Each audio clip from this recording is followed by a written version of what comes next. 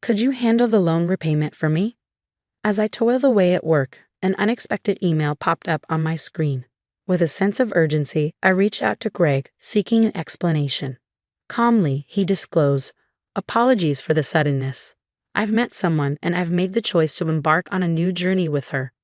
Shock washed over me as he revealed his intention to abscond with the luxurious car we'd recently acquired under my name, financed through a loan.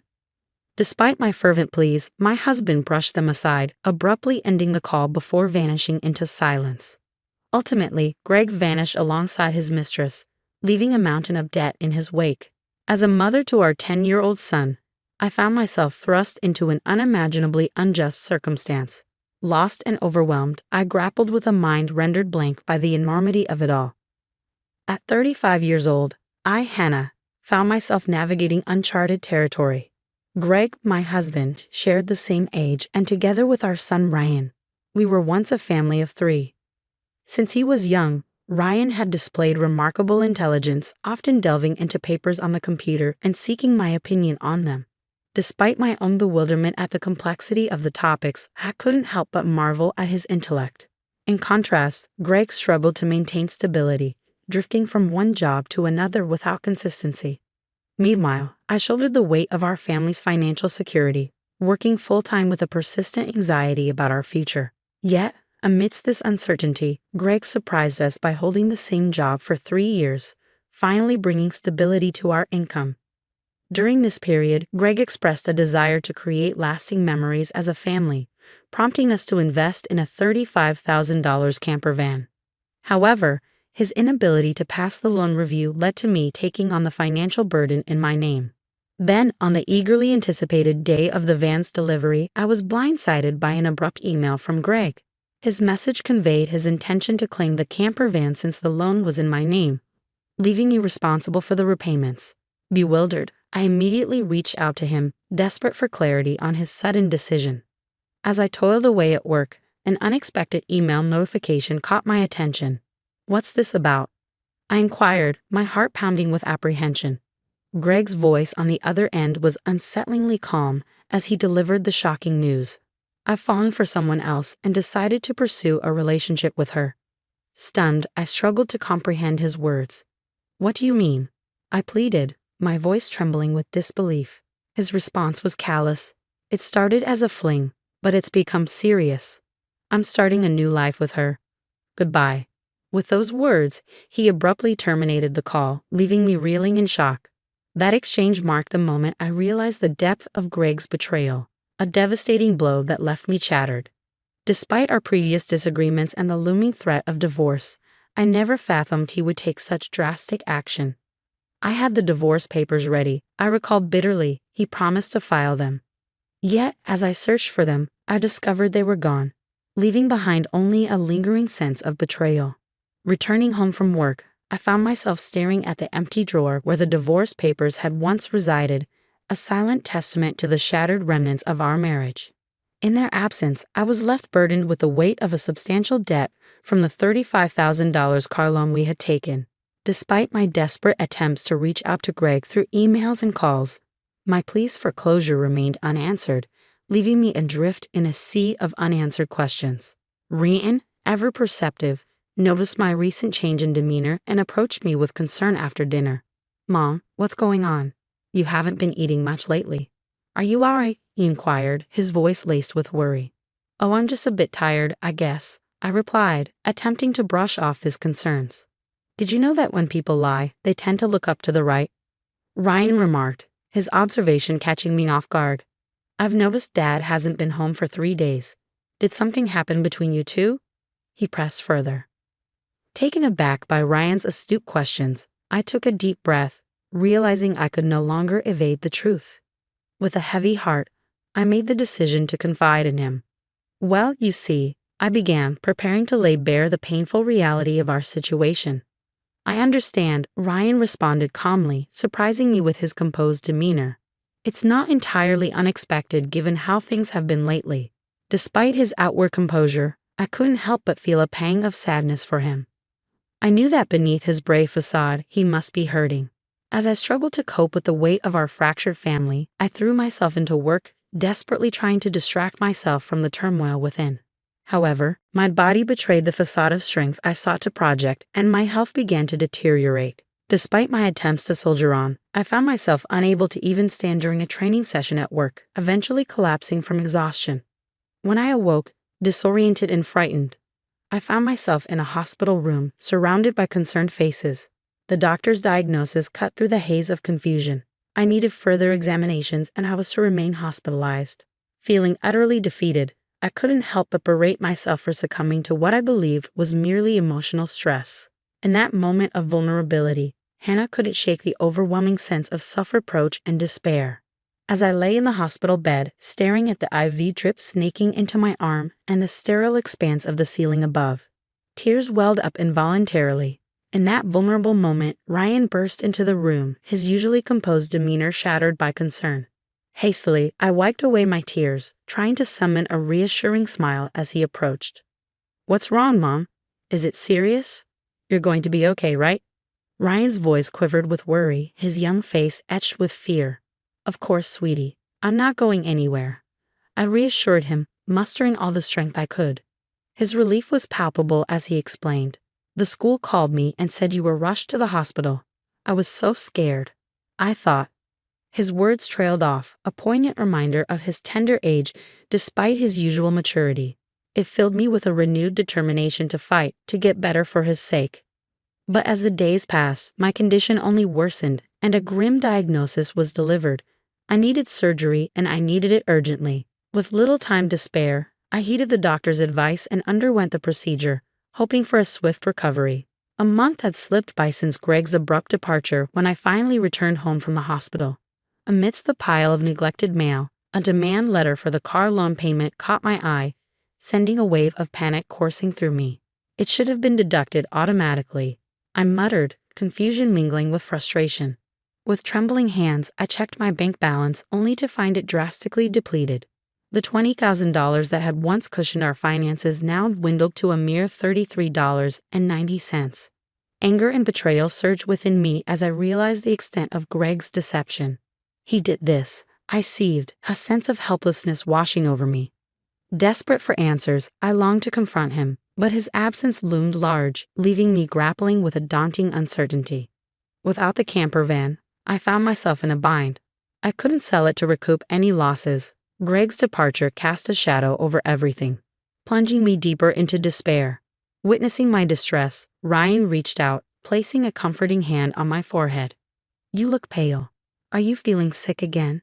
"You don't have a fever, though," he observed, his concern palpable. Physically, I was fine, but the weight of our dwindling finances bore heavily on my shoulders.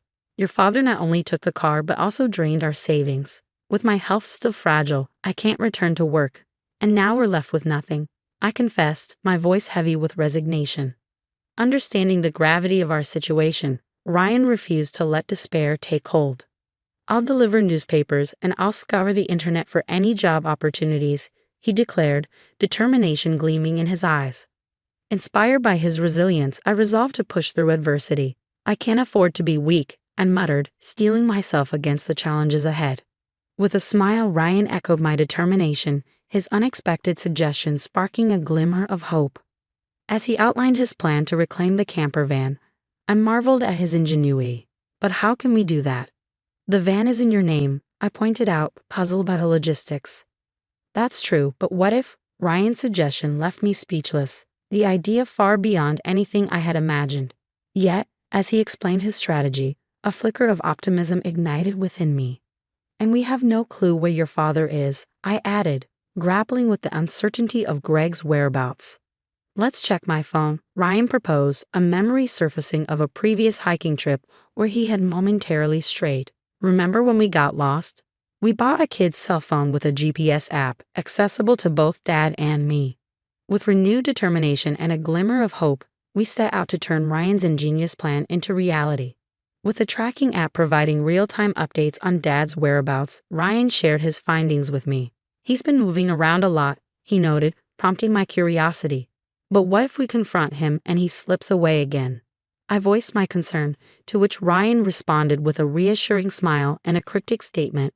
"Don't worry. I've got it covered," he assured me, His words left me stunned, realizing that Ryan had taken matters into his own hands while I was in the hospital, accomplishing something extraordinary. I can't believe such a clever child came from me, I marveled, acknowledging his resourcefulness. He had even uncovered information about Greg's mistress.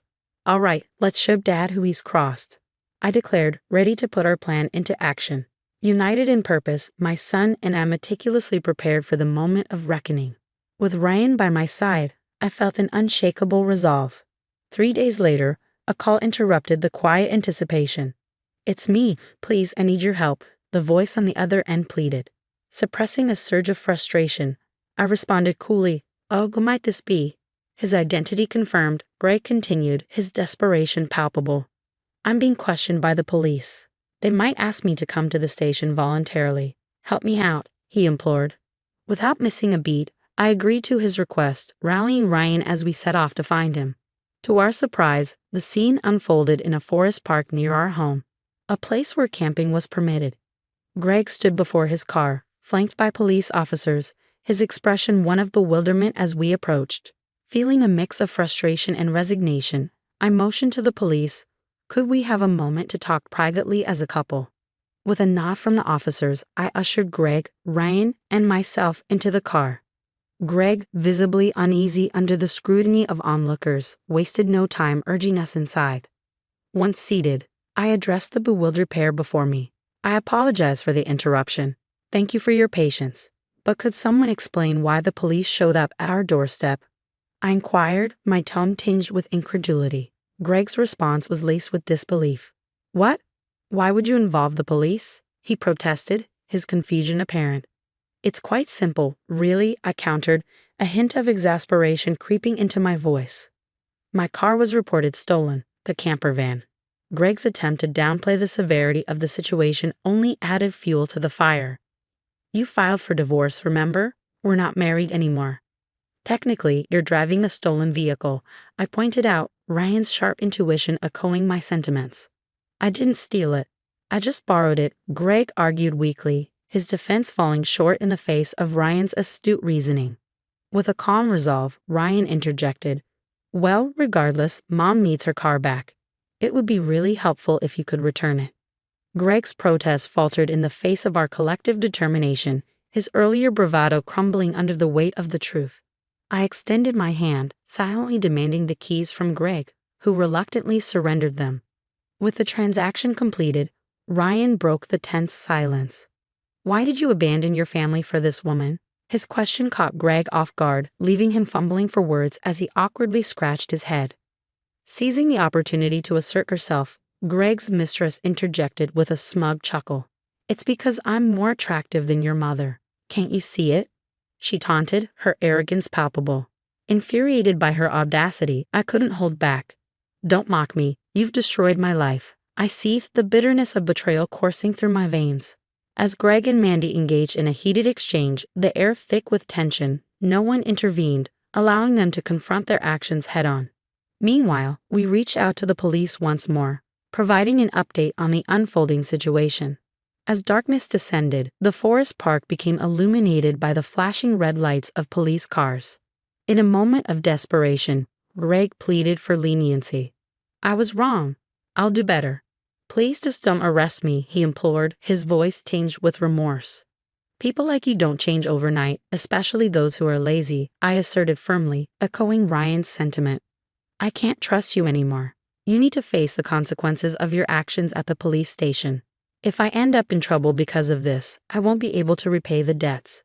Are you okay with that? I challenged Greg, my voice tinged with frustration. I have no problem with that.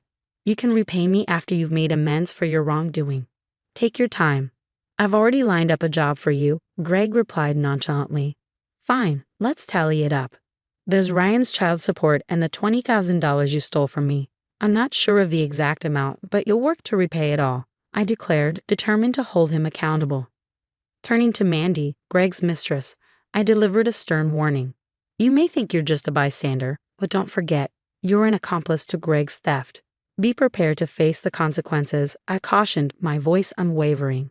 Upon learning that she might be held responsible if Greg failed to return the stolen money, Mandy recoiled in fear. Desperate, She turned to her parents for assistance only to be met with rejection. "We disown any daughter who causes trouble for others," they declared, severing ties with her without hesitation.